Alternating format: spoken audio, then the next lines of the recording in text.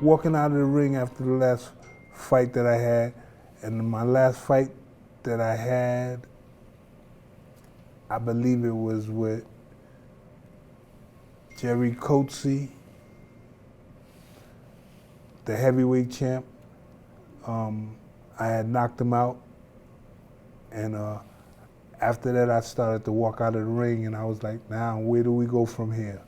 I felt it was my last fight because, you know, they wasn't giving me nobody to fight no more, or people wasn't looking to fight me and stuff, so I just said, you know what, I'm gonna just take a vacation myself, you know, and when I walked out, I just, you know, walked out. I never officially retired, I just walked away from the game.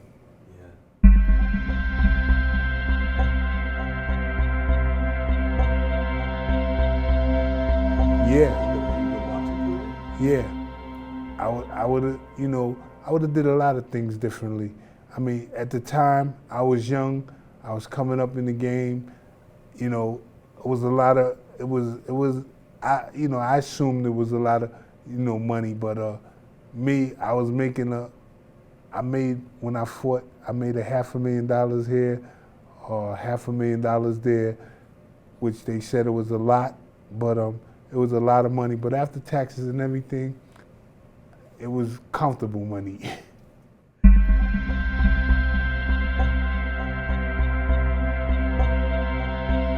I felt that stopped at the right time. For me, I think that's what God did for me. He just let me stop and relax and rest and just look at the game from outside of the ring, you know what I'm saying? And see what was going on and stuff like that. And that's why I felt, you know, comfortable. But I missed it because I didn't really officially retire. You know what I'm saying? They just forced me out of the game. Yeah, I got that feeling now. You know what I'm saying? I got that feeling now because it's like all that I can make up now for like past mistakes that I've done in the past. So I'm much older now and much wiser and smarter.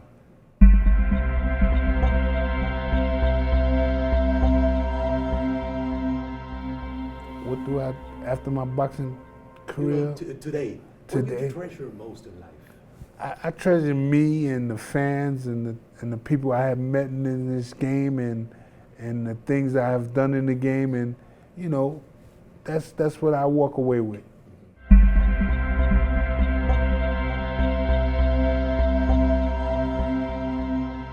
Well, I mean, what the WBC is doing is making a safety net for the fighters to be like recognized, you know, to let everyone know, well, our fighters are not, you know, being injured and we're not checking out our fighters. Our fighters is being safe and well checking out, and you know, their health is great because we get the right doctors and the right people to check them out. And if they can't go past the thing, then we ain't letting them in the ring.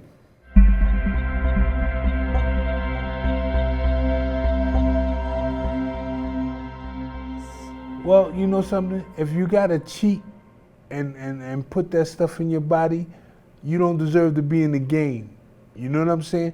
Those that cheat shouldn't be in the game, you know? I mean, those are the ones that's making it bad for the ones that are healthy and right and strong, because soon as something happened to one of them, the first thing people say is, oh, we told him he should have quit, and blah, blah, blah, blah, blah, blah. It's not for you to say, oh, we told him he should have quit. You love him when you making money off his back and everything. He's the one that got to decide to when to walk away. It's up to him and God. And your trainers and them might care about you, yeah. Everybody cares about you. That's good, I'm glad. But if you're allowed to speak well and talk well, and you got a neurology test and everything is well in your mind and your body, and the doctors pass you, that man should be allowed to fight, because that's what it is. I mean, this is the fight game. This is the way he made his living. How you gonna tell him to get out of the game when he been fighting from 12 to 50 years old now?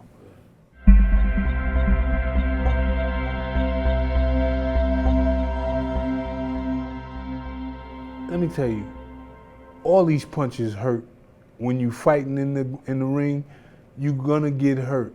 You're gonna come out of there with bruises and scars and the pain inside of your body that people don't know that you're doing. Is for doctors to tell you. You go to the doctor if you might have a broken rib, you might have a bruised body, a bruised bone, but you should be able to heal and feel good about yourself. And if you're speaking well and you're talking well and your brain is right and you got a neurology test and everything and the brain is right and everything, yeah, you should be allowed to fight.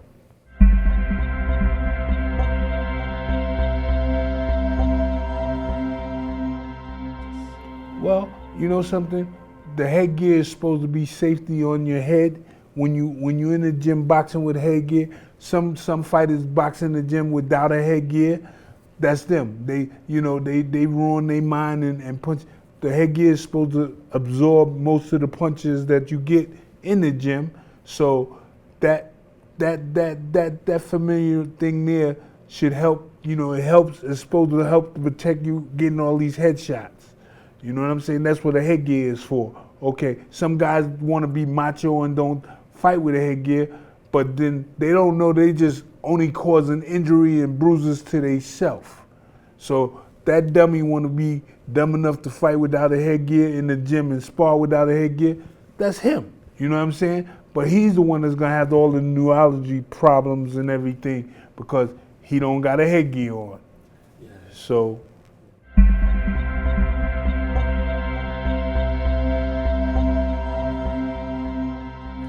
I feel honored to be here, and I can't wait to be honored to be inducted in the Boxing Hall of Fame out here in Nevada. I've been inducted into the New York Boxing Hall of Fame. I'm into the Atlantic City Boxing Hall of Fame, and I'm into whatever else Boxing Hall of Fame it is. So, you know, that's great for me. But but it's got to be more done for the fighters to honor them more in the Hall of Fame and all of that stuff.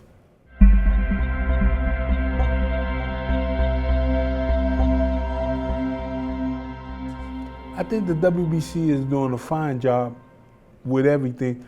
I mean, I remember when Jose Suleiman Sr. was alive and he was starting off giving his son, you know, Jose Suleiman Jr., and I didn't know them, but when I came along and I was fighting in the WBC, you know, I told Jose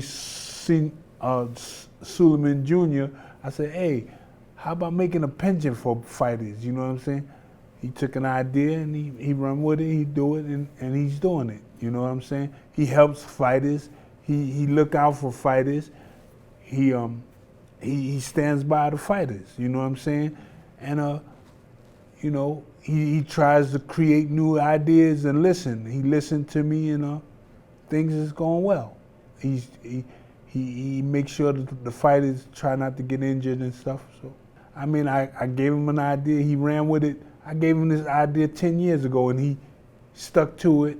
And, you know, he got a couple of people on the pension rate now, and it's a good thing. You know, I mean, for some fighters, it should be well, you know what I'm saying? Because, I mean, as well as me, myself, I appreciate the deal that he does for me because I gave the idea, he followed through. You know, they don't give you the money, but they pay all your bills and pay your expenses and this stuff, which is a great thing. For me it is, you know what I'm saying? I mean, it's harder for me now than when it was I was fighting.